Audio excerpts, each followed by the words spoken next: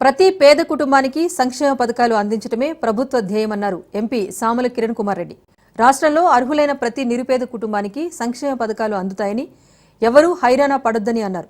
అసలైన లబ్ధిదారులను గుర్తించడమే లక్ష్యమని, ప్రతి గ్రామంలో కూడా అందుకే గ్రామ సభలు ఏర్పాటు చేసి ప్రభుత్వాన్ని ప్రజల ముందుకు తీసుకురావడమే సీఎం రేవంత్ రెడ్డి లక్ష్యమన్నారు.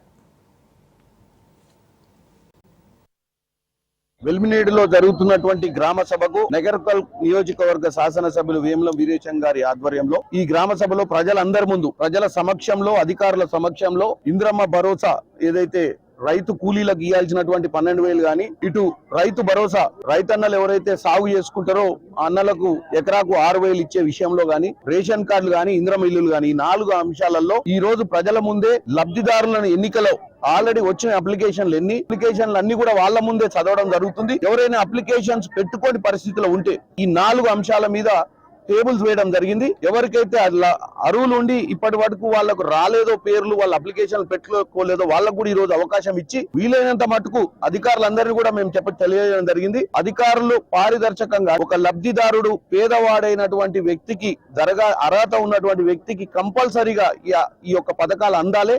అందే విధంగా వాళ్ళు కూడా పనిచేయాలి. ప్రజాపాలనలో ఈ రోజు ప్రజల మధ్యనకే వచ్చి ప్రజాపాలన భాగంలో ఈ రోజు ఈ గ్రామ సభ నిర్ణయించడం జరిగింది. కాంగ్రెస్ ప్రభుత్వానికి చిత్తశుద్ధి ఉంది. కాంగ్రెస్ ప్రభుత్వం పేదల తరపున ఉంది. పేదలకు మంచి చేయాలన్న ఉద్దేశంతో ఈ రోజు ఈ కార్యక్రమాలు తీసుకున్నాం.